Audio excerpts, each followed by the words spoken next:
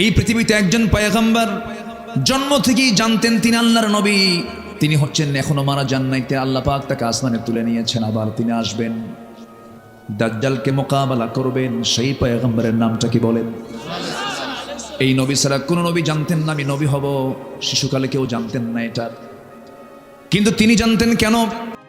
তার পিতার কোনো পরিচয় ছিল না, তার বাবার কোনো পরিচয় ছিল না। ইন্না মাসালা ঈসা কামাসালি আদম, ঈসার দৃষ্টান্ত হলো আদমের মতো, আদমের যেমন বাবার পরিচয় নাই, আল্লাহর পয়গম্বর ঈসার আল্লাহর কোনো বাবা, নিজের পিতার কোনো পরিচয় নাই। কিন্তু ঈসা আলাইহিস সালাম যখন মার গর্ভে যখন ছিলেন, আল্লাহর ফয়সালা, পিতৃহীন সন্তান আল্লাহ তাআলা মারিয়ামকে দান করলেন, স্বামী ছাড়া সন্তান দিয়ে দিলেন। অসম্ভবকে সম্ভব করার একমাত্র যোগ্যতা রাখেন তিনি কে? আসতে বলবেন না, তিনি কে? আল্লাহ তাআলা। সন্তান ডেলিভারি হয়ে গেল। অনেক লম্বা কথা ছিল, শর্ট করে নিয়ে আসলাম। মারিয়াম বিনতে ইমরানকে আল্লাহ তাআলা বলেন, ইন্নাল্লাহ আস্তাফাকি ওয়া তাহহারাকি, হে মারিয়াম আমি তোমাকে নির্বাচিত করেছি, আমি তোমাকে নবীর মা বানাবো। তিনি বললেন, কেমন করে সম্ভব? লাম ইয়ামসাসনি বাশার, কোনো পুরুষ আমাকে স্পর্শ করে নাই, আমি কেমন করে মা হব? তাফসীরে এসেছে তিনি হাম্মাম খানার মধ্যে ঢুকেছেন, ফেরেশতা এসে তার জামার আস্তিনটা টান মারলেন, ফুৎকার দিয়ে দিলেন। আর একটা ব্যাখ্যায় পাওয়া যায় তিনি মুখটা হা করলেন, মুখের মধ্যে মুগ্ধ হবরে ফুৎকার দেওয়া হলো, মিন্স বন্ধ হয়ে গেল। সন্তান পেটে চলে আসলো। 2 মাস 3 মাস 4 মাস যখন যেতে লাগলো, বাহ্যিক সিমটমটা প্রকাশ পেয়ে গেল। সবাই বলতে লাগলো, মারিয়াম এটা কেমন কথা, তোমার পেটের সন্তান কেমন করে আসলে, এত বড় অঘটন তোমার জীবনকে ঘটায় দিল? তিনি বললেন, আল্লাহর কসম করে বলি, কোনো পুরুষ আমাকে স্পর্শ করে না, আল্লাহ তাআলা আমাকে দান করেছেন। কেউ বিশ্বাস করে না। মারতে মারতে সেই বাইতুল আকসার 500 থেকে তাকে ঘাড় ধাক্কা দিয়ে বের করে দেওয়া হলো। সেই মহিলাকে, যে মহিলা আল্লাহ তাআলা এমন সম্মান তাকে দিয়েছেন, একমাত্র নারী পৃথিবীতে, যিনি দুনিয়াতে বসেই তিনি জান্নাতের খাবারগুলো খেয়েছিলেন। সেই মারিয়ামকে আল্লাহ তাআলা এত সম্মান দিয়েছেন। গোটা কোরআন সূরা ফাতিহা থেকে শুরু করে নিয়ে নাস পর্যন্ত যত সূরা, যত আলোচনা আল্লাহ তাআলা কোরআনে করেছেন, বহু নারীর ইতিহাসও টেনেছেন, নবীর নামও নিয়েছেন, কাফেরদের নামও নিয়েছেন, সাহাবীর নামও নিয়েছেন। একজন সাহাবীর নাম হচ্ছে যায়েদ, ফাকালা যাইদুম মিনহা, সাহাবীর নামও নিয়েছেন, নবীর নাম নিয়েছেন, জালিমের নাম নিয়েছেন। কিন্তু গোটা কোরআনে মারিয়াম সারা সরাসরি কোনো নারীর নাম আল্লাহ তাআলা কোরআনে নেন নাই। তিনি কে? মারিয়াম। এটা নামই আছে সূরার নাম। সূরার নাম কি? মারিয়াম। এই পৃথিবীতে কোন নারী জান্নাতের খাবার দুনিয়াতে বসে খান নাই, তিনি খেয়েছেন কে? আন্না লাকি হাদা ইয়া মারিয়াম ক্বালাত হুয়া মিন ইনদিল্লাহ ইন্নাল্লাহা ইয়ারযুকু মান ইয়াশাউ বিগাইরি হিসাব। আল্লাহ যাকে চান তাকে এরকম করে বেহিসাবি রিজিক দিয়ে দেন। আল্লাহ আমাকে দিয়ে দিয়েছেন। সেই মারিয়ামকে ওরা ধরে মারতে মারতে রক্তাক্ত করে বাইতুল আকসা থেকে, বাইতুল মুকাদ্দাস থেকে তাকে বের করে দেওয়া হলো। রক্তাক্ত হয়ে পড়লেন। যেদিকে চোখ চলে যায় সেই দিকে রওনা দিলেন, বাইলহাম উপত্যকার দিকে রওনা দিলেন। সন্তান ডেলিভারির সময় হয়ে গেল। 10 মাস যখন পূর্ণ হলো, কেউ তার পাশে নাই। এমন সময় আল্লাহর ফয়সালা, তিনি ঘুমন্ত অবস্থায় থাকলেন, শুকনো ডালের নিচে ঘুমালেন। ঘুম থেকে জাগা পেয়ে দেখেন তার ডান পাশে সদ্য সন্তান ঈসা ভূমিষ্ঠ হয়েছেন। যেরকম সুবহানাল্লাহ। এই পৃথিবীতে 3 জন নারীর সন্তান ডেলিভারির সময় দুনিয়ার কোনো ধাত্রী প্রয়োজন হয় নাই। এর মধ্যে একজন হচ্ছেন ইব্রাহিম আলাইহিস সালামের জন্মের সময়। আল্লাহু আকবার। কোন নবী? ইব্রাহিম। আরেকজন হলেন মারিয়াম বিনতে ইমরানের সন্তান ঈসা আলাইহিস সালামের জন্মের সময় দুনিয়ার কোনো ধাত্রী প্রয়োজন হয় নাই। আরেকজন হলেন কেউ নন, তিনি হচ্ছেন জনাবে মুহাম্মদুর রাসূলুল্লাহ সাল্লাল্লাহু আলাইহি সাল্লামের জন্মের সময় ধাত্রীর কোনো প্রয়োজন হয় নাই। আমার নবীজির জন্ম হলো, নবীজির জন্ম হওয়ার সঙ্গে সঙ্গে আমিনার কান্না বাড়তে লাগলো। মা আমিনা শুধু কান্দেন আর কান্দেন। সন্তান জন্ম নিলে মা তো খুশি হওয়ার কথা, কিন্তু সন্তান জন্ম নেওয়ার পর যে সবচেয়ে বেশি খুশি হবে, সেই খুশি হওয়ার মানুষ তো আগেই নাই, আগেই দুনিয়া থেকে বিদায় নিয়েছেন। আমার নবীর বাবা আব্দুল্লাহর ইন্তেকাল হয়ে গেছে। মা আমিনার ঘরে আলো চলে আসছে, কিন্তু আমিনার মুখে কোনো হাসি নাই। আমিনার চোখ বেয়ে শুধু দর দর করে পানি পড়ে। আবু তালেব একদিন স্মৃতিচারণ করতে নিয়ে বলতেছে, ভাতিজা মোহাম্মদ শোনো, তুমি আল্লাহর নবী আমি বিশ্বাস করি, কিন্তু ঈমান আনতে পারতেছি না, ঈমান আনতে পারতেছি না। তুমি আল্লাহর পয়গম্বর আমার বিশ্বাস হয়, একটা স্মৃতিচারণ করি। ও আমার ভাতিজা মুহাম্মদ বিন আব্দুল্লাহ শোনো, তোমার যেদিন জন্ম হলো আমি খুব খুশি হয়েছিলাম। আমি তোমাকে দেখেছি, প্রত্যেক দিন তোমাকে দেখতে যাই, তোমার মার কাছে তুমি কোলে বসে থাকো।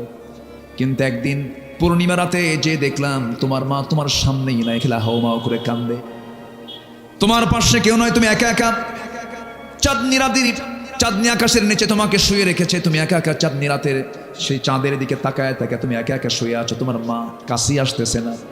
সেই সময় আমি লক্ষ্য করে দেখলাম, ভাতিজা মুহাম্মদ তুমি চাঁদের দিকে তাকাচ্ছ, তোমার হাত ডান দিকে নাও, চাঁদও ডান দিকে যায়, তোমার হাত বাম দিকে নাও, চাঁদও বাম দিকে যায়।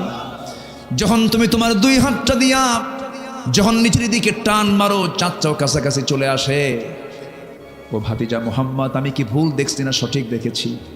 সঙ্গে সঙ্গে রাসূল বলছেন, চাচা আমার জন্মের পূর্বেই বাপ ইন্তেকাল করেছেন, আমার মা তো কষ্ট, আমার মা আমাকে কোলে নিলেই স্বামীর কথা মনে হয়ে যায়, বারবার হাওমাও করে কান্দে, আমার মামার কাছে আসতে পারে না। সেই জন্য আল্লাহ রাব্বুল আলামিন ওই সময়টা আকাশের চাঁদ আমার জন্য খেলনা বানায় দিয়েছিলে। জোরে বলি সুবহানাল্লাহ। মা আমেনা বলেন, আমার শিশু মুহাম্মদ যখন আমার গর্ভে ছিল, সেই গর্ভে থাকাকালীন আমি যখন কলসি ভরে যখন পানি আনতে যাব, কলসি হাতে নিয়েছি, যখন কূপের ধারে যেতাম দেখতাম উপচে পড়ে কূপের পানিগুলো পড়ে পড়ে যাচ্ছে। আমার দড়ি লাগতো না, টেনে পানি তোলা লাগতো না, উপচে পড়া পানি কূপের উপর দিয়ে সব ভেসে ভেসে পড়তো। মা আমেনা যখন রাস্তা দিয়ে হাঁটতেন, গোটা রাস্তা সুগন্ধে ভরপুর হয়ে যেত। বলা হলো, আমেনা তুমি রাস্তা দিয়ে হাঁটলে পরে সুগন্ধে ভরপুর হয়ে যায়। তার শাশুড়ি অর্থাৎ আমার নবীর দাদি বলতেছিলেন, তুমি যে রাস্তা দিয়ে হাঁটো এরকম সুগন্ধি ইউজ করো কেন, এটা তো উচিত না। মা শোনেন, আমার শিশু মুহাম্মদ যখন গর্ভে আসে, আমার শরীর থেকে সুন্দর সুঘ্রাণ শুরু হয়েছিল। সুবহানাল্লাহ। তিনজন নারীর সন্তান ডেলিভারির সময় চুল পরিমাণ তারা কোনো কষ্ট ফিল করেন নাই, তারা টেরই পান নাই। আটা থেকে চুল টান দিলে যেমন টের পাওয়া যায় না, তাদের জন্মের সময় তাদের মারা তেমন কোনো টের পান নাই। ঈসা আলাইহিস সালাম ভূমিষ্ঠ হলেন, ঘুম থেকে জায়গা পেয়ে দেখেন সদ্য সন্তান ঈসা আলাইহিস সালাম হাত পা নড়াচড়া করছেন। সন্তানকে কোলে নিলেন, আদর করলেন, স্নেহ দিলেন, চুমু দিলেন। গাছের দিকে তাকায় দেখেন শুকনো ডালটা সবুজের শ্যামলে রূপান্তরিত হয়েছে, ফলগুলো টসটসে পাকা পাকা ধরে আছে। ফলগুলো পারলেন, খেলেন, জীবনের শক্তি ফিরে পেলেন। কেউ তার পাশে নাই, দুধ পান করাচ্ছেন। 3টা দিন 3টা রাত চলে গেছে। বলা হলো, মারিয়াম মানুষের মাঝে চলে যাও, বাইতুল আকসায় চলে যাও, তোমাকে যেতে হবে। তিনি বলেন, কেমন করে যাব? আমি কেমন করে জবাব দেব? সবাই তোমাকে বলবে তুমি তো অসতী নারী, যার সন্তান তুমি সামনে নিয়ে আসছো, কেমন করে জবাব, কেমন করে কি প্রমাণ করব? সঙ্গে সঙ্গে বলা হলো, মারিয়াম কোনো কথা তুমি বলতে যাবে না, তোমাকে শেখায় দিচ্ছি। তোমাকে যখন প্রশ্ন করবে তখন তুমি বলবে, ক্বালাত ইন্নী নাযারতু লিররহমানি সাওমা। তুমি বলে দেবে, আমি একজন রোজাদার, আমি কোনো কথা বলবো না, যা বলার তোমরা আমার সন্তানের সঙ্গে বলো। সন্তানটার বয়স মাত্র কয়দিন। এই পৃথিবীতে দোলনায় থেকে নবজাতক বাচ্চা 3টা কথা বলেছে। কয়জন কথা বলেছে? এর মধ্যে একজন কে বলেন? ঈসা আলাইহিস সালাম। ঈসা আলাইহিস সালাম দোলনায় তিনি কথা বলেছেন। সবাই মিলে যখন মারিয়ামকে যখন চতুর্দিক থেকে ঝেঁকে বসলো, প্রশ্নের বন্যা বয়ে যাচ্ছে। মারিয়াম তোমার লজ্জা নাই, হায়া নাই, তোমার মধ্যে কোনো শরম টরম কিছু নাই? একটা জারজ সন্তানকে সঙ্গে করে আমাদের মাঝে আবার কেমন করে দেখা করতে আসছো? তিনি কোনো কথা বললেন না। তার ওই সময় রোজাটা ছিল। ক্বালাত ইন্নী নাযারতু লিররহমানি সাওমা। আমি রোজাদার। তার রোজা হলো কথা না বলা। তার রোজা হলো কি? কথা না বলা। কথা না বলার রোজা আছে না নাই বলেন? আমরা যে রোজা রাখি, না খেয়ে রোজা রাখি, কিন্তু কথা না বলে থাকি, কথা বলি। কিন্তু আল্লাহ তাআলা কথাও না করে দিয়েছেন, কথা বলতে মানা করেছেন। কোন কথা বলেন? রোজা রেখে কি কথা বলতে মানা করেছেন?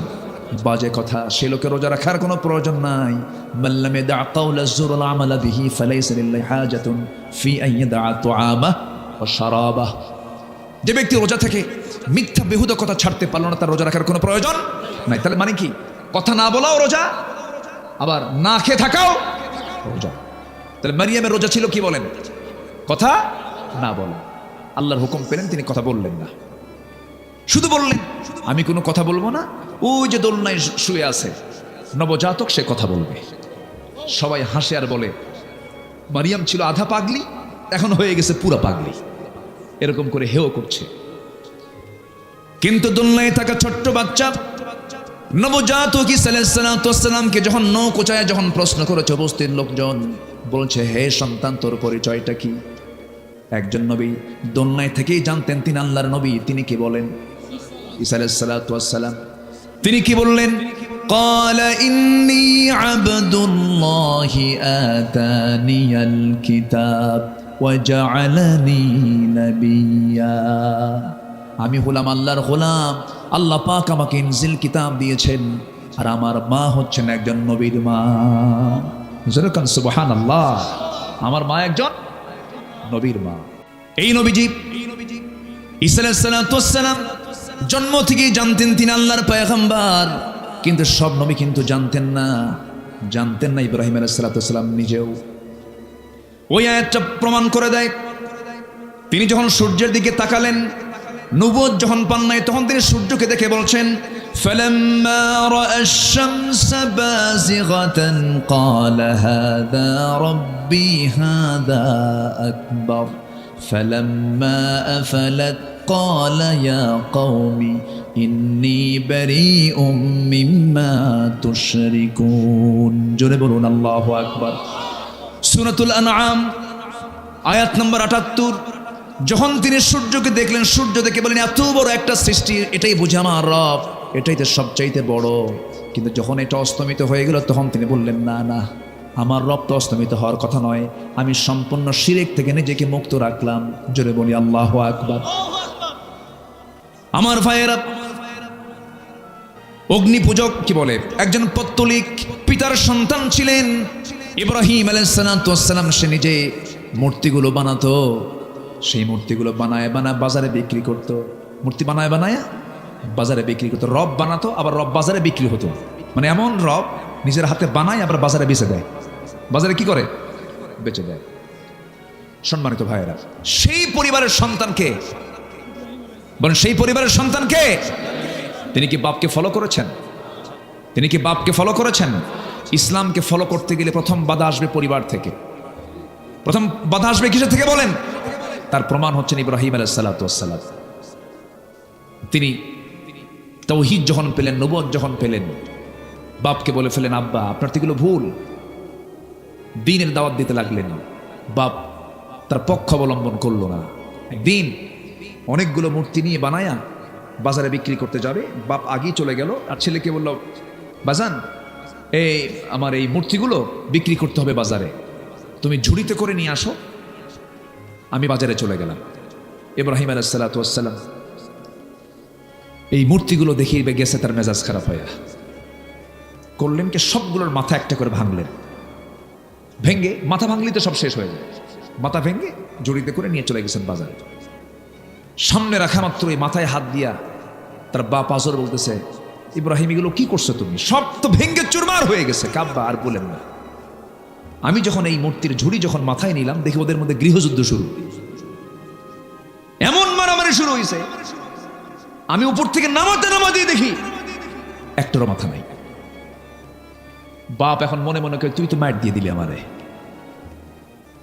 মূর্তির যে কোনো শক্তি নাই, ক্ষমতা নাই, সেটা আমিও জানি। তুই তো আমার এমন কথা বলি, আমি এখন যদি বলি এটা কি সম্ভব? কোনোদিন তারা কি মারামারি করতে পারে? ওদের কি গায়ে শক্তি আছে? তুই তো জবাব দিয়ে দিবি, মনে মনে বলতেছে।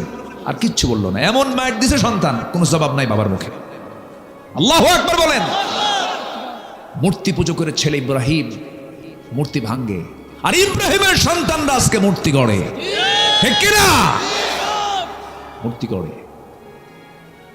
আমার রাসূল তিনি একদিন বলেছেন, একটা বর্ণনায় আসছে, হাদিসে আসছে, বুইসতু কাসরাতিল আসনাম, আমি পৃথিবীতে আবির্ভূত হয়েছি মূর্তিগুলোকে ভাঙ্গার জন্য।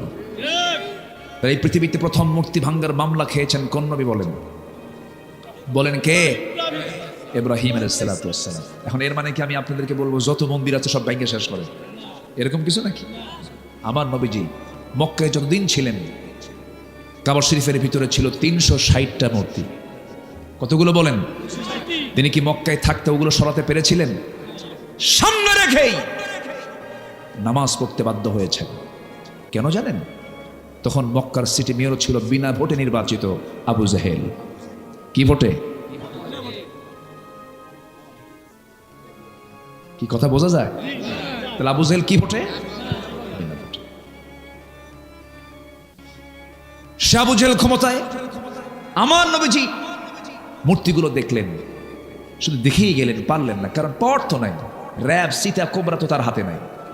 কথা বোঝেন নাই? আমার নবীজি একদিন মনে মনে ভাবলেন যে আমি একটু ভিতরে যাব, কাবার ভিতরে যাব, কিন্তু কাবার চাবিটা ওসমান বিন তালহার হাতে। ওসমান বিন তালহার হাতে। আমার নবী কিন্তু ছোটখাটো পরিবারের সদস্য ছিলেন না। কাবা শরীফ ভাঙতে আসছিল সম্রাট আব্রাহা, সূরাতুল ফিলের ঘটনা ভাঙতে আসছিল। সেই সময় আমার নবীর দাদা আব্দুল মুত্তালিবের 300 উট অপহরণ করে নিয়ে যায়। 300 উট যার দাদার থাকে, এত ফকির মানুষ তাই না? ফকির মানুষ মানে অনেকগুলো উট আছে, এর মধ্যে 300 উট নিয়ে গেছে, আরো আছে। 300 উট অপহরণ করে নিয়ে যায়। সেই সময় সম্রাট আব্রাহা এসে, তার লোকজন এসে বলে আব্দুল মুত্তালিবকে, তুমি তো লিডার, তো তোমাদের ঘর তো ভাঙতে আসতেছে সম্রাট আব্রাহা, তো তোমার চিন্তা কি? আমার কোনো চিন্তা নাই এই ঘর নিয়ে। কি চিন্তা তোমার? আমার উট নিয়ে চিন্তা। কেন? ঘরের মালিক তো আমি না, আমি হলাম উটের মালিক। উট ফেরত দে, যার ঘর তিনি হেফাজত করবেন। আল্লাহু আকবার বলেন। কার দাদা কয়? কার দাদা? আমার নবীর দাদা। কথার লোড কত দেখেন।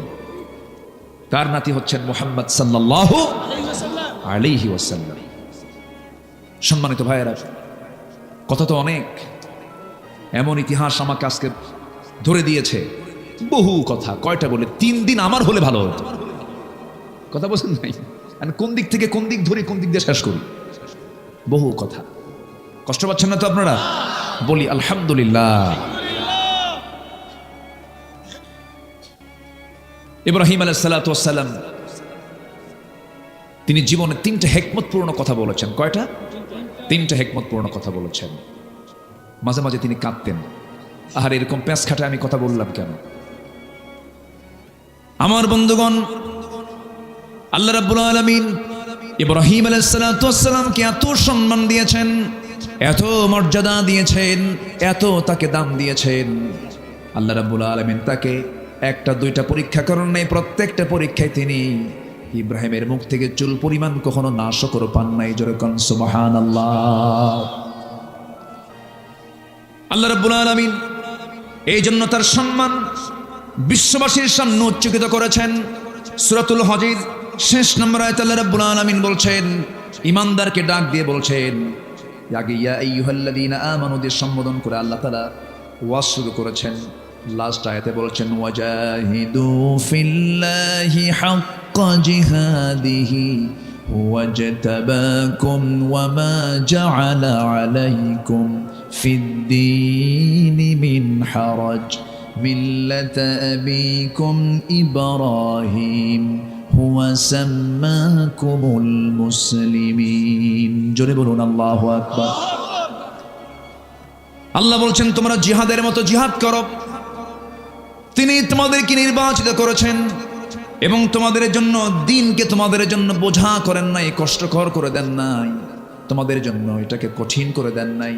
আর জেনে রেখে দিও, তোমাদের সবার জাতির পিতা কিন্তু কেউ নন, তিনি হচ্ছেন ইব্রাহিম আলাইহিস সালাতু ওয়াস সালাম। জোরে কোন সুবহানাল্লাহ। এবং তিনি নিজেও পরিচয় দিয়েছেন তিনি ছিলেন মুসলমান। আমরাও কি বলেন? আরো জোরে আমরা কি বলেন? মুসলমান। গোটা পৃথিবীতে আজকে প্রায় 200 কোটি মুসলমান। মূল পরিচয় যদি মুসলমানকে যদি লালন করে, কোনো প্রকার দ্বন্দ্ব না রেখে, ওয়াহাবি, সুন্নি, আর কি আছে, কত কি আছে, নাম না বলি আর, এই সমস্ত গ্রুপিং না করে যদি আজকে মুসলমান যদি একটা প্ল্যাটফর্মে আসতো, গোটা পৃথিবীর বাতিল শক্তি সব সাগরে হাবুডুবু খেত, ঠিক কিনা? সব হাবুডুবু খেত। কিন্তু ফেরকা আমাদেরকে শেষ করে দিল। ইব্রাহিম তিনি মূর্তি ভাঙ্গেন, আর আমরা মূর্তির পক্ষে কথা বলি, ঠিক কিনা? যদি কোথাও ডিসপ্লে করা, কোনো মূর্তিকে সাজানো, হ্যাঙ্গিং করা, কোনো ছবিকে হ্যাঙ্গিং করা, এরকম যদি কোনো সাজানো, যদি এটা যদি ইসলাম সম্মতই হতো, পৃথিবীর সবচাইতে বড় স্ট্যাচু নির্মাণ হতো আমার নবীর স্ট্যাচু।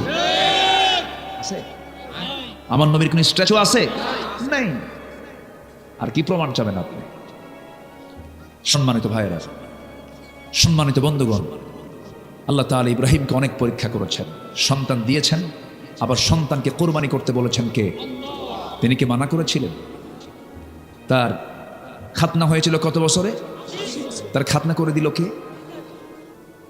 নিজে। হ্যাঁ, কারণ ওই সময় তার সতরটা খুলবে কে? কন্ত তার সতর তো দেখার সুযোগ নাই কারো। আল্লাহ বললেন, ইব্রাহিম আমি তোমাকে গোটা জাতির জন্য পিতা বানিয়েছি, নেতা বানিয়েছি, তোমার একটা কাজ বাদ আছে, তুমি এই কামটা সারো। আল্লাহ কিভাবে সারবো? যাও জঙ্গলে যাও। সহি বর্ণনা, এটা হাদিসে আসছে।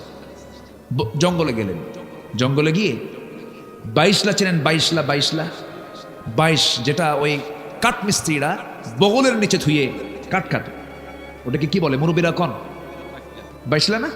22লা। এরকম 22লা নিয়ে গেলেন তিনি আড়ালে, নিজের খাতনা নিজেই সম্পন্ন করলেন।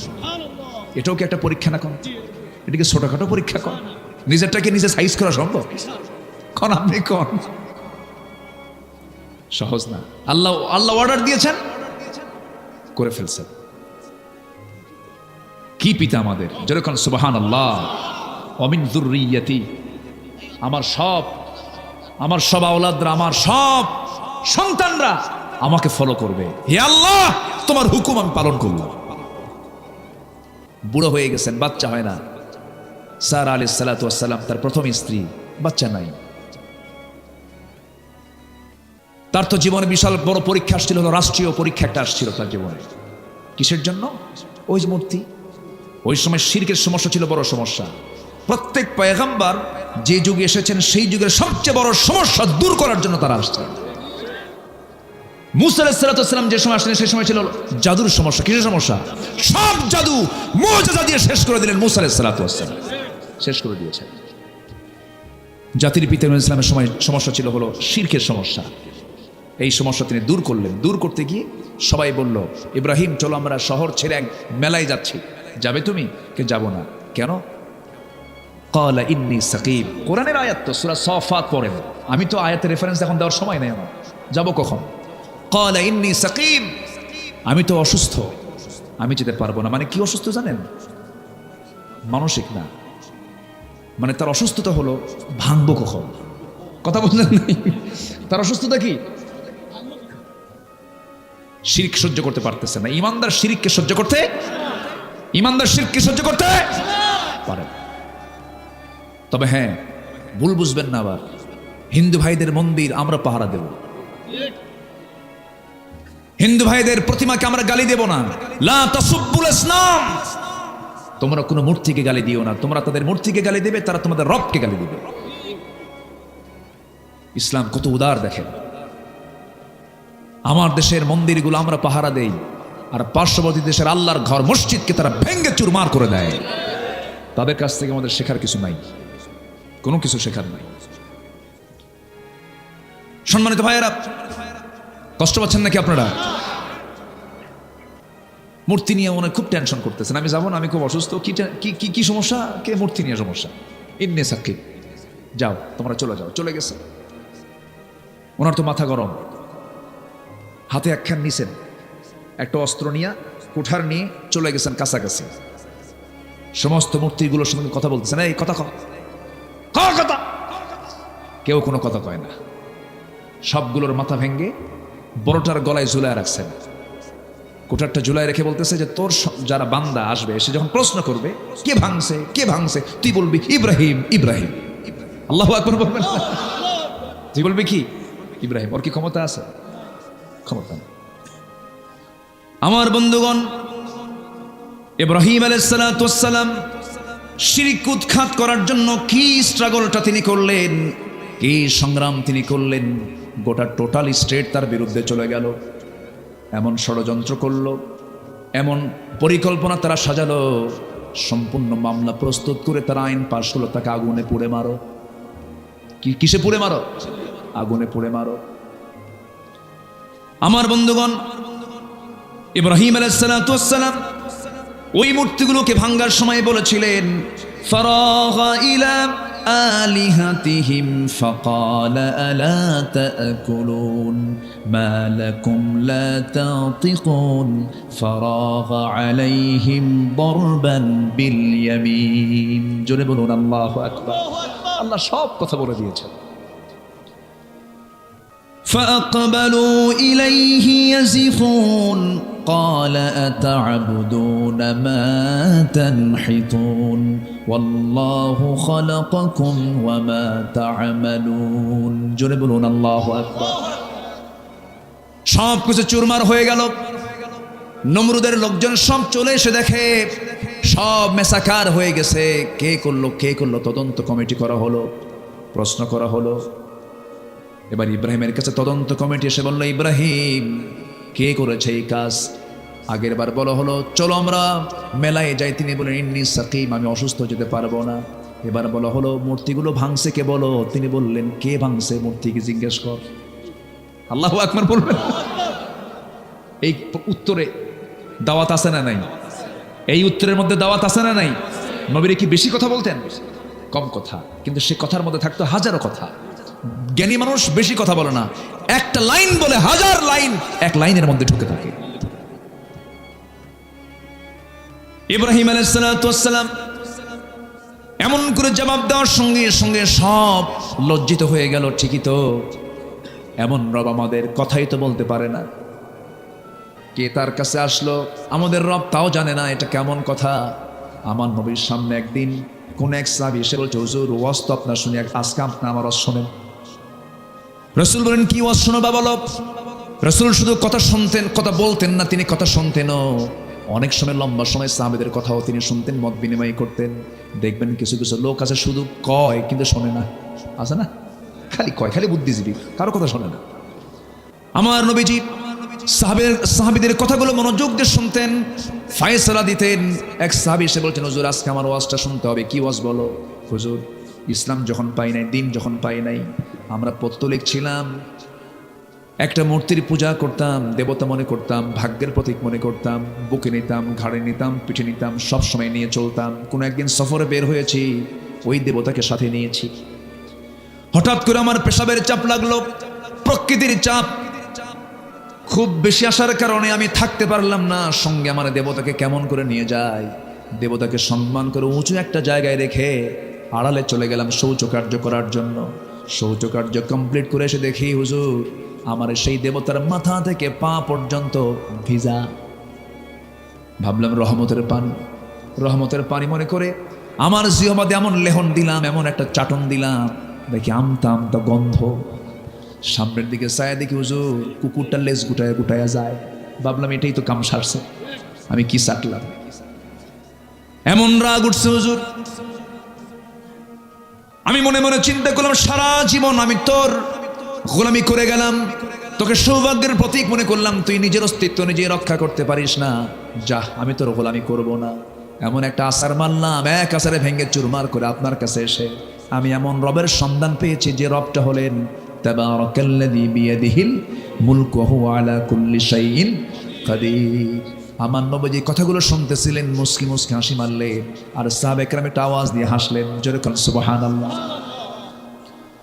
আমার বন্ধুগণ, ভুল বোঝা যাবে না। আবার ঝড়ের রাতে একটা পাখি যেমন তার বাচ্চাগুলোকে তার দুই ডানার মধ্যে সমস্ত ঝড় থেকে বাঁচানোর জন্য চেষ্টা করে, একটা মুসলিম রাষ্ট্রে, মুসলিম জনপদে অন্য ধর্মের মানুষ ঝড়ের রাতে পাখির ছানাগুলোকে যেমন পাখি আগলে রাখে, মুসলমানদের দায়িত্ব হলো অন্য ধর্মের মানুষকে এমনই করে আগলে রাখা। আলহামদুলিল্লাহ বলেন। ভুল বোঝা যাবে না। আমার বক্তৃতাকে আবার কাটিং করবেন না, উল্টাপাল্টা করবেন না, এগুলি স্পর্শকাতর কথা। ইব্রাহিম আলাইহিস সালাতু ওয়াস সালাম যখন স্ট্রেট কথা বলে দিলেন, তারা লজ্জিত হলো, কিন্তু অন্যদিকে তারা আইন পাশ করে ফেললো। তারা বলল, নিঃসন্দেহে এটা ইব্রাহিমের কাজ, ওকে ধরো। ধরা হলো, বলা হলো কি করা যায়। নমরুদের পার্লামেন্টে পাশ হলো, গোটা দেশের জনগণকে সব হাজির করে সবার চোখের সামনে ইব্রাহিমকে আমরা আগুনে ফেলে দেব। জোরে কোন নাউজুবিল্লাহ। তাহলে দ্বীনের দাওয়াত দিতে গেলে নবীদেরকে আগুনে ঢুকতে হয়, দ্বীনের দাওয়াত দিতে গেলে দেশ ছাড়তে হয়, ঈমানকে রক্ষা করতে গেলে ফাঁসির মঞ্চে যেতে হয়।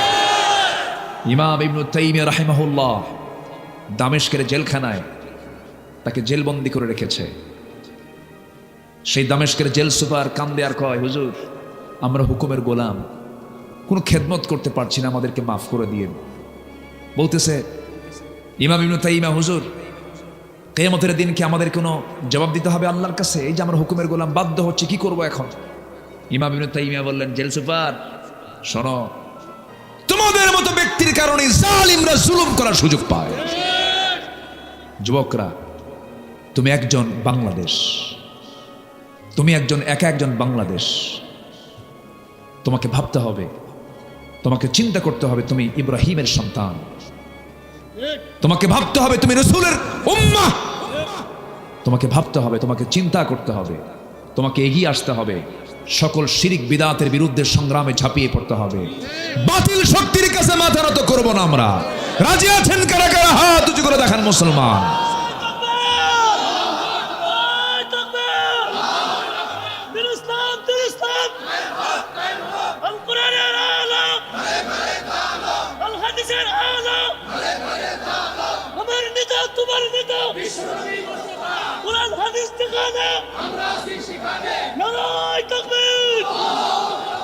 আল্লাহ কবুল করুন, জোরে বলি আমিন।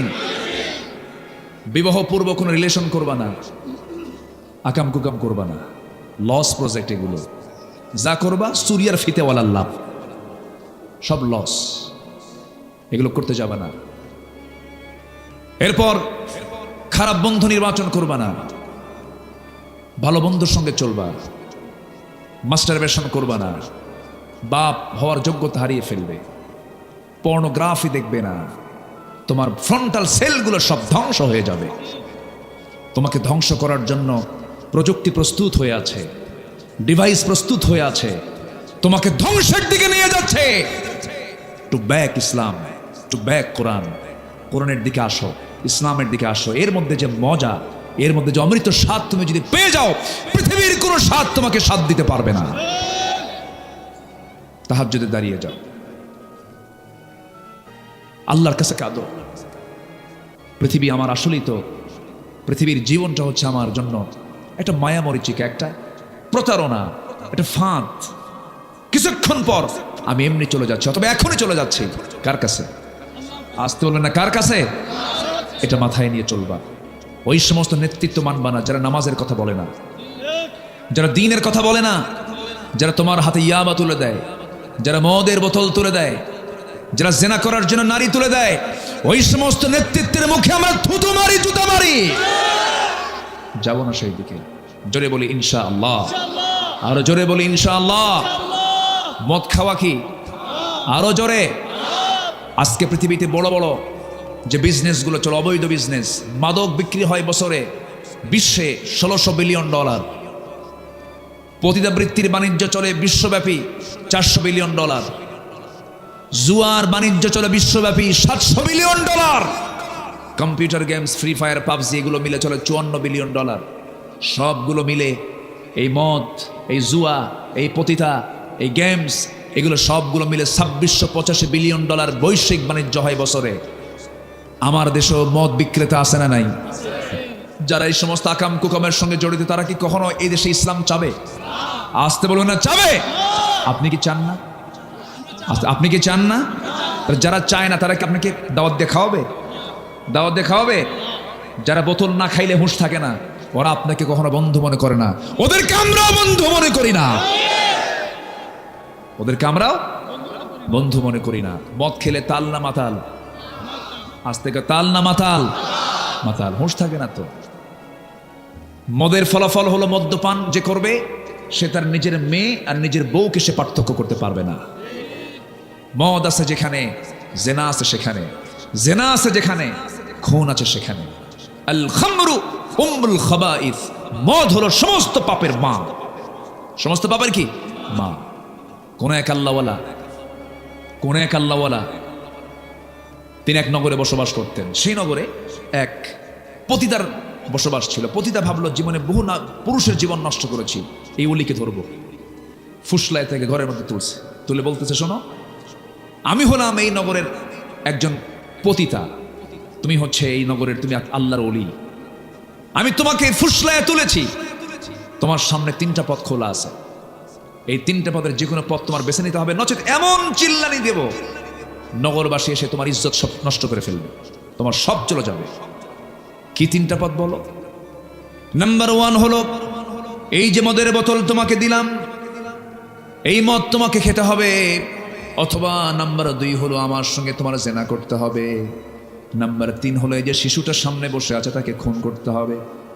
আল্লাহওয়ালা মনে মনে চিন্তা করে, খুন তো কোনো ক্রমেই সম্ভব নয়, খুন তো বড় গুনার নাম, জেনা তো সম্ভবই নয়, জেনা করলে পরে ঈমান থাকে না।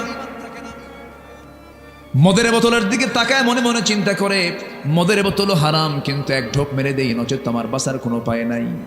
মদটাকে ছোট গুনাহ মনে করে মদের বোতল থেকে এক ঢোক যখন মেরে দিয়েছে, মাতাল হয়ে গেছে। মাতাল হলে পরে জেনাটা কঠিন না সহজ, খুনটা কঠিন না সহজ, খুনটাও সহজ হয়ে গেল। ওই আল্লাহর ওলির দ্বারা মদপানের মধ্য দিয়ে জেনা হয়ে গেছে, খুন হয়ে গেছে। আমার বন্ধুগণ, আজকে এই মাদক দ্রব্য আমার দেশে কঠিন না সহজ? আজ তুলনা কঠিন না সহজ? যুব সমাজের ঈমানকে নষ্ট করার জন্য বড় একটা হাতিয়ার হলো মাদক। এই মাদককে আজকে অ্যাভেলেবেল করে দেওয়া হয়েছে। এই সমস্ত বিষয়ের দিকে যুবকরা একটু খেয়াল রাখবা। অসৎসঙ্গ তৈরি করবে না। ভেবে নেবে তুমি যাকে বন্ধু বানাচ্ছ, তুমি তার সঙ্গে জান্নাতের সময় কাটাবা। যেরকম সুবহানাল্লাহ, যাকে তুমি বন্ধু বানাচ্ছ তুমি তাকেও জান্নাতে তুমি তোমার বন্ধু বানায় নিবা। কারণ মান তাশাব্বাহা বিকওমিন ফাহুয়া মিনহুম, দুনিয়াতে যার সঙ্গে যার মুশাব্বাহ থাকবে তার সঙ্গে হাসর নাসর হয়ে যাবে। দুনিয়াতে যে ভালো বন্ধু থাকো বিশাল বড় একটা পুরস্কার, বিশাল বড় একটা ভাগ্যের ব্যাপার। ভালো বন্ধুটা এমন কাজে লাগবে যে কিয়ামতের দিনও কাজে লাগবে। যে বান্দাকে আল্লাহ জান্নাত দিবেন, সেই বান্দাকে আল্লাহ ডাক দিয়ে বলবেন, বান্দা তুই তো জান্নাত পেলি, তোর কি বন্ধু বান্ধব না? হ্যাঁ আছে। শুধু তোকে জান্নাত দেব না, তোর বন্ধু বান্ধবকে জান্নাত দেব, তাদেরকে সহ জান্নাতে নিয়ে যা। গাঁজাখোর বন্ধু না কিন্তু। আবার কথা কি বোঝা যায়? আমি আর একটু কথা বলি, কোন আপত্তি নাই তো?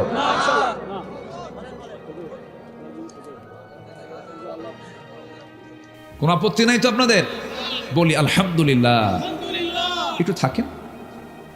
জি, ইব্রাহিম আলাইহিস সালাতু ওয়াস সালাম ফজর পড়ে যাবেন, দেখছো কি সমস্যা বাবা। তো ঠিক আছে, ফজর পর্যন্ত আপনারা থাকেন, আমি যাই। ও আমি সহ অনেক ভালো মানুষ আপনারা, বলি আলহামদুলিল্লাহ। ইব্রাহিম আলাইহিস সালাতু ওয়াস সালাম রাষ্ট্রীয় ষড়যন্ত্রের শিকার হলেন। শেষ পর্যন্ত তাকে পরীক্ষায় পড়তে হলো চূড়ান্তভাবে। সিদ্ধান্ত পাকাপোক্ত হয়ে গেছে, আগুনে ফেলবে। কেউ আগুনে ফেলতে পারে না। নমরুদ করলো কি?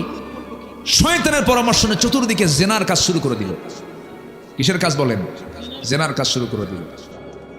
এরপর চোরকিতে হাত দেবে কে? কেউ ফেলতে পারে না। ইব্রাহিম আলাইহিস সালাতু ওয়াস সালাম দেখতে পেলেন তার জন্মদানকারী পিতা তাকে আগুনে ফেলার জন্য পিতা পর্যন্ত চোরকিতে হাত দিয়েছে। চোখে পানি চলে আসছে, কাঁদতে কাঁদতে বলছে, আল্লাহ আমার আব্বা, আমার জন্মদাতা, আমার আব্বা পর্যন্ত আমাকে আগুনে ফেলতে চায়, আল্লাহ তুমি আমাকে বাঁচাবে না? যেরকম সুবহানাল্লাহ। বাঁচিয়েছেন কে? আল্লাহ। আসতে বলেন, বাঁচিয়েছেন কে? আল্লাহ। এই দিকে লক্ষ্য করে আল্লামা ইকবাল বলেছেন, আজ ভি হুজু ইব্রাহিম কা ইমা पैदा आग कर सकती है एक अंदाज गुलिस्ता पैदा। আজ কোথাও যদি উদয় হয় ইব্রাহিমের মতো ঈমান করতে পারে অগ্নিকুণ্ডে খুবসুরত এক গুলিস্তান। জোরে বলুন আল্লাহু আকবার। আজও যদি মুসলমানদের ভিতরে সেই ইব্রাহিমের ঈমান যদি লালন করতে পারে, আজকে আগুনটা জান্নাত হয়ে যাবে। শর্ত হলো ঈমান আনতে হবে ইব্রাহিমের মতো। কার মতো বলেন? ইব্রাহিমের মতো। আমার বন্ধুগণ, তিনি জীবনে তিনটা হিকমতপূর্ণ কথা বলেছেন। তিনি বলেছেন আমি অসুস্থ, বলা হলো মূর্তিগুলো ভাঙছে কে, তোমরা মূর্তি গিয়ে জিজ্ঞাসা করো। আরেকটা হলো ওই আগুন থেকে তিনি যখন সুস্থ হয়ে সে আগুন থেকে বের হয়ে আসলেন, তার গায়ের পশম পর্যন্ত আগুন স্পর্শ করতে পারে নাই। সেখান থেকে বের হয়ে সারা আলাইহিস সালামকে সঙ্গে করে নিয়ে রওনা দিলেন, সফর করলেন। লম্বা সফরে বের হয়ে গেছেন, এমন সময় এক জালিম শাসকের কবলে পড়ে গেছেন ইব্রাহিম আলাইহিস সালাম। সেই জালিম শাসক সারা আলাইহিস সালামের দিকে বদনজর দিয়ে ফেললো। ইব্রাহিম আলাইহিস সালামকে প্রশ্ন করে ফেলতেছে, ইব্রাহিম তোমার সঙ্গে এই মহিলার পরিচয়টা কি? সঙ্গে সঙ্গে তিনি বললেন এটা আমার বোন হয়। কি হয়? বোন হয়। বউটা বললেন না, এই জন্য বউ বললে পরে সে নিশ্চিত রাজাটা তার বউকে নিয়ে চলে যাবে। বোন বললেন সে যেন আমার কাছে থাকতে পারে, বোন মনে করে যেন সে ছেড়ে দেয়। কিন্তু তিনি যে বোন বলেছেন, বউকে বোন বলেছেন, হিকমতপূর্ণভাবে কথাটা যদিও বলেছেন, কিন্তু কথাটা দ্বীনের সম্পর্কের দিক থেকে কিন্তু ঠিকই আছে। ইন্নামাল মুমিনুনা ইখওয়াহ, কোনো প্রবলেম নাই। কিন্তু তিনি হিকমতপূর্ণ কথা বলার পরও তিনি বাঁচতে পারলেন না। বউটাকে নিয়ে চলে গেছে জালিম শাসক। জালিম শাসক নিয়ে চলে যাওয়ার পরে জেনা করবে, আল্লাহ নবীর স্ত্রীর সঙ্গে জেনা করবে। কিন্তু দেখা গেল পরপর 3টা দিন চেষ্টা করলো। দুটো হাত যখন সারার সামনে নিয়ে যায়, হাত পাতর অবশ হয়ে যায়, পারল না। নবীর স্ত্রীদেরকে স্পর্শ করার কোনো ক্ষমতা নাই। শেষ পর্যন্ত ওই রাজা, জালিম রাজা বলে ফেললো, শোনো সারা, তোমার মতো একজন নারী আমার এই জায়গায় বহুদিন যাবো, তার স্বামী তার দিকে আগায় গেলে পরে আমার হাত পাটা অবশ হয়ে যায়, আমি তাকে স্পর্শ করতে পারি না। শুধু আমি তোমাকে মুক্তি দিলাম না, সঙ্গে সঙ্গে ওই মহিলাকে, ওই নারীকেও মুক্তি দিয়ে দিলাম। সাহেব আলাইহিস সালাম ওই জেলখানা থেকে, ওই জালিম শাসকের কবল থেকে যখন তিনি বের হয়ে আসতেছেন, একা আসলেন না, সাথে তিনি সঙ্গে করে যাকে নিয়ে আসলেন তিনি হচ্ছেন হাজেরা আলাইহিস সালাম। হাজেরা ইসলামকে সাথে করে নিয়ে চলে আসলেন, নবীর সামনে দিয়ে দিলেন, হে আমার স্বামী, এই মহিলাটা ওই দরবারই ছিল, কিন্তু এই নারীকে জালিম শাসক তাকে স্পর্শ করতে পারে নাই। তাকে বিয়ে করে নিলেন ইব্রাহিম আলাইহিস সালাম, তাকে বিয়ে করে নিলেন। আল্লাহ তাআলা হাজেরার গর্ভে সন্তান যিনি দিয়েছেন, সন্তান যাকে দিয়েছেন, সেই সন্তানটার নাম কি বলেন? ইসমাঈল আলাইহিস সালাম। ওয়া ইয ইয়ারফাউ ইব্রাহিমুল কওয়াইদা মিনাল বাইতি ওয়া ইসমাঈল রব্বানা তাকাব্বাল মিন্না ইন্নাকা আনতাস সামিউল আলিম। সন্তান ভূমিষ্ঠ হলো কোথায়? সন্তান ভূমিষ্ঠ হলো কাবার সামনে। জোরে কোন আল্লাহু আকবার। জমজম কুবের ধারেই তার জন্ম হয়ে গেল। হাজেরাকে বিয়ে করলেন, সন্তান পেটে চলে আসলো বুড়া বয়সে। কি বয়সে? বুড়া বয়সে সন্তান চলে আসলো। আল্লাহ তাআলা তাকে কি পরীক্ষাগুলো করেছেন দেখেন। পারিবারিক পরীক্ষাও তাকে করা হয়েছে, রাষ্ট্রীয় পরীক্ষাও তাকে করা হয়েছে। শেষ পর্যন্ত সন্তানটা যখন পেটে আসলো, বলা হলো ইব্রাহিম তোমার হাজেরাকে ওই জায়গায় থুয়ে আসো। থুয়ে আসলেন সাফা মারওয়ার মাঝি, দৌড়াদৌড়ি করলেন, পানি নাই, পানির জন্য ছটফট করছেন। হাজেরা বলছেন আমার স্বামী আপনি আমাকে এখানে রেখে যাচ্ছেন, কেউ তো নাই এই জায়গায়। আল্লাহর নির্দেশ, আল্লাহর যদি নির্দেশ থাকে আমার কোনো কথা নেই, আপনি চলে যান, আল্লাহ আমাকে বাঁচাবেন। যেরকম সুবহানাল্লাহ। আল্লাহ তাআলা হাজেরাকে এত সম্মান দিয়েছেন যে হাজেরার দৌড়টা পর্যন্ত মডেল বানায় দিয়েছেন। সব হাজেরার মডেল ফলো করে। আল্লাহর নাম ভুলেন নাই। সাফা থেকে শুরু করলেন মারওয়া, মারওয়া থেকে শুরু করলেন সাফা। 7 বার তিনি চক্কর দিলেন। মাঝখানে একটা জায়গায় যে একটু দৌড় মেরেছেন, সেই দৌড়টাও হাজেরা মারে। যেরকম আল্লাহু আকবার। মারে না? মারে না? দৌড়টা মারে, সাইটা করে। ইন্নাস সাফা ওয়াল মারওয়াতা মিন শাআইরিল্লাহ। জোরে বলুন আল্লাহু আকবার। আমার বন্ধুগণ, হাজেরা আলাইহিস সালামের গর্ভ থেকে সন্তান ভূমিষ্ঠ হয়ে গেল, ইসমাইলের জন্ম হয়ে গেল। বয়সটা যখন মোটামুটি পছন্দের মতো বয়স, 7 থেকে 8 বছর যখন বয়স হয়ে গেল, আল্লাহ বলছেন ইব্রাহিম কোনো উপায় না, আরেকটা পরীক্ষা। ইন্নী আরা ফিল মানামি আন্নী আযবাহুক। আমার কলিজার টুকরা ইসমাইল, স্বপ্নে দেখলাম আমি তোরে জবাই করি। ইয়া আবাতি ফাআল মা তু'মারু সাতাজিদুনি ইনশাআল্লাহু মিনাস সাবিরিন। আব্বা আপনি যা দেখতে পেয়েছেন স্বপ্নে, আপনি তা বাস্তব করেন। আপনার সন্তান কিন্তু ধৈর্যহীন নয়, ধৈর্যশীল। তরবারির নিচে আমার গলাটা আমি আপনি দিয়ে দেবো। জোরে কান সুবহানাল্লাহ, জোরে কান সুবহানাল্লাহ। আল্লাহ কুরবানি কবুল করে নিলেন। আল্লাহ তার মনের খবরটা তিনি বুঝতে পারলেন, ইব্রাহিম আমাকে সবচেয়ে বেশি ভালোবাসে। এই কোরবানির প্রচলন আজও দুনিয়াতে আছে না নাই? এটা কোন নবীর সুন্নাত? বলেন কোন নবীর? কোন নবীর? আমার বন্ধুগণ, আল্লাহর ঘরে যে কাবা নির্মাণ করা হলো, মিস্ত্রি ছিলেন ইব্রাহিম আলাইহিস সালাতু ওয়াস সালাম, তার যোগান ছিলেন, হেল্পার ছিলেন কোন নবী বলেন? ইসমাঈল আলাইহিস সালাম। ওয়া ইদ ইয়ারফাউ ইব্রাহিমুল কাওয়াইদা মিনাল বাইতি ওয়া ইসমাঈল। আল্লাহু আকবার। একটা পাথর, এখন আর সেই পাথর আছে না নাই বলেন?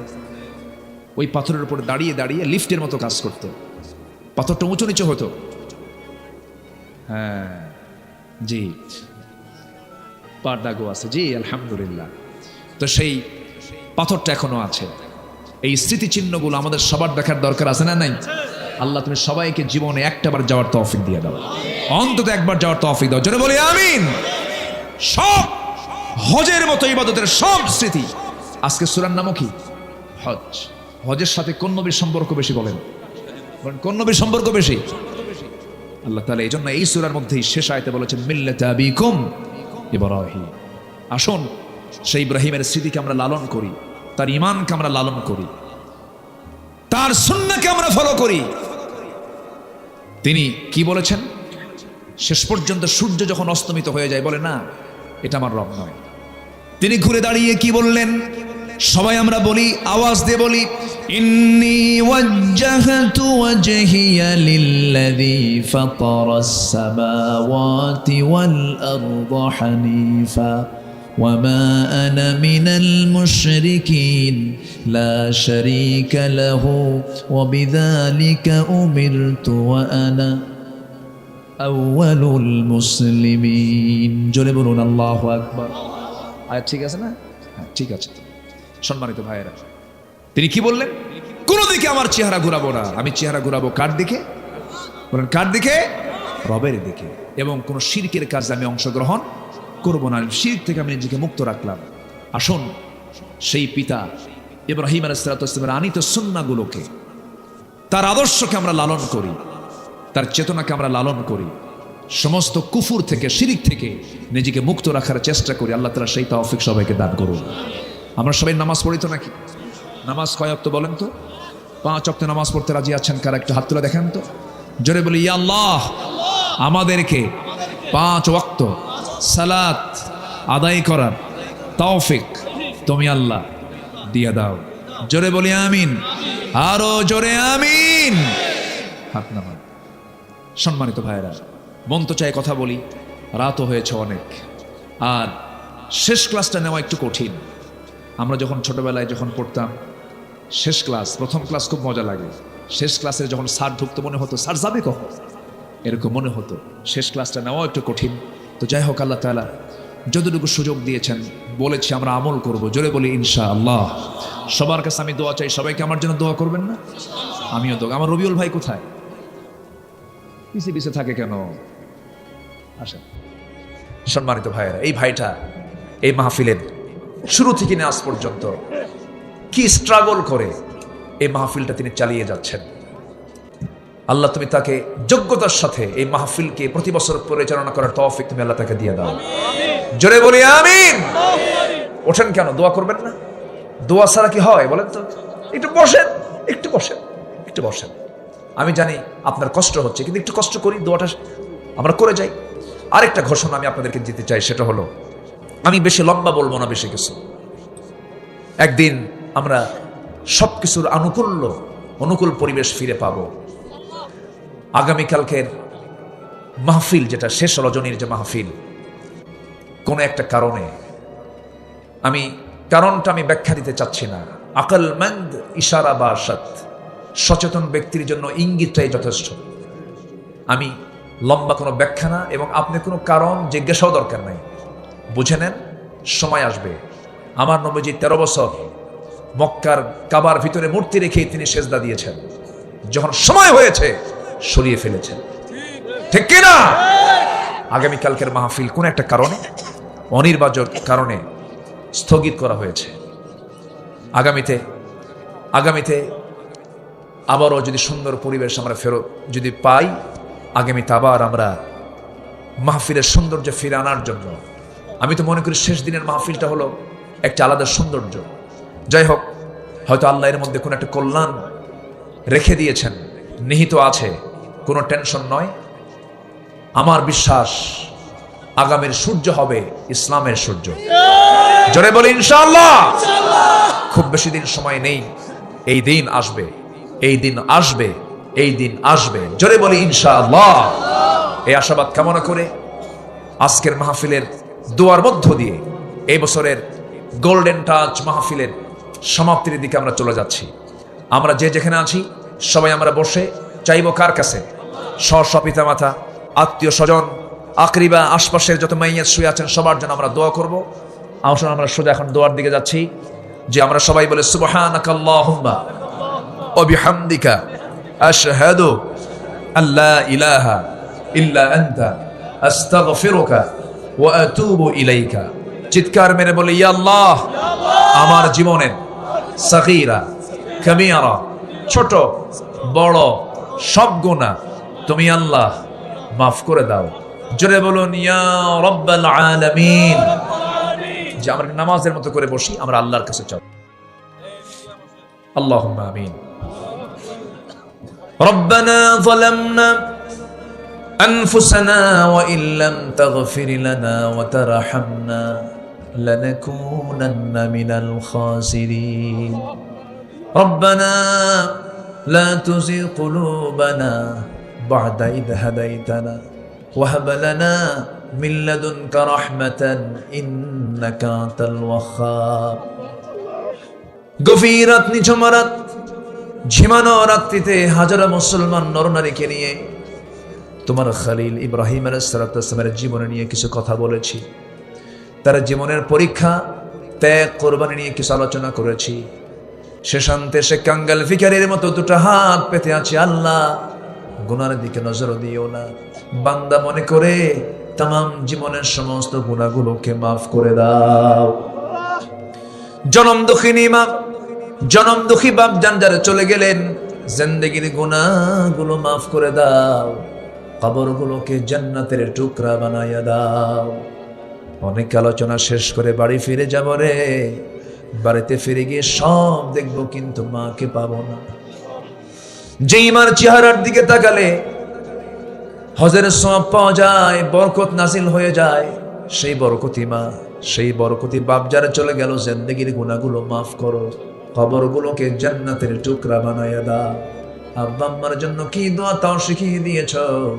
চক্ষু বন্ধ করুন, হাত একটু উঁচু করুন, আওয়াজ দিয়ে আমার সঙ্গে সবাই বলুন, রব্বিরহামহুমা কামা রব্বায়ানি সগীরা। রব্বিরহামহুমা কামা রব্বায়ানি সগীরা। রব্বিরহামহুমা কামা রব্বায়ানি সগীরা। আশপাশে কত মাইয়াত শুয়ে আছে আল্লাহ বাঁশবাড়িয়ার মাটিতে। কবর বাসে যত আছে ইমানি হালাত না বিদায় নিয়েছেন, কবরগুলোকে জান্নাতের টুকরা বানাইয়া দাও। আল্লাহ তাআলা, এই মাহফিলটা আয়োজন করতে গিয়ে কত সময়, কত শ্রম, কত কষ্ট স্বীকার করতে হয়েছে। আল্লাহ, যারা আয়োজন করেছেন, যারা পরিশ্রম করেছেন, যারা আসছেন, মেহেরবানি করে মাহফিলটা আমাদের সবার জন্য নাজাতের মাধ্যম তুমি আল্লাহ বানাইয়া দিও।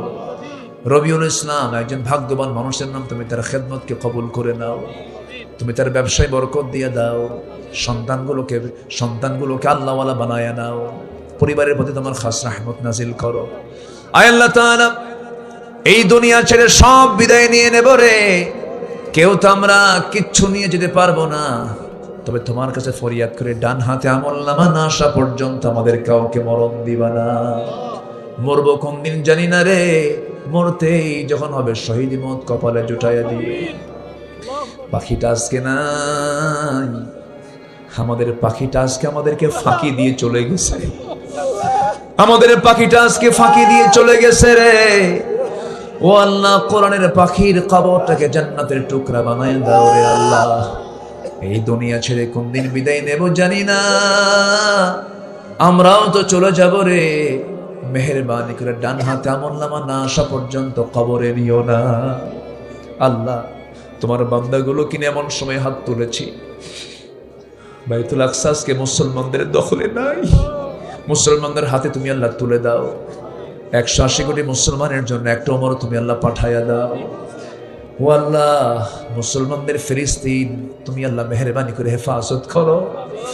আয় আল্লাহ তাআলা, দুনিয়া ছেড়ে কোন দিন বিদায় নেব জানি না, তবে যেদিন মরে যাব রে, টান মেরে ঘর থেকে বের করে দেবে, জীবনের শেষ গোসলটা হয়ে যাবে, মরমক সব দেখে দেখে চলে যাবে, কবরের দিকে টেনে হেসড়ে নিয়ে চলে যাবে। 24 ঘন্টা যাবে না, মাথার চুলগুলো খসে খসে পড়বে। 3 দিন যাবে না, গায়ে কত তেল সাবান লাগালাম, চামড়াগুলো গলে গলে পোকার পেটের খাবার হয়ে যাবে।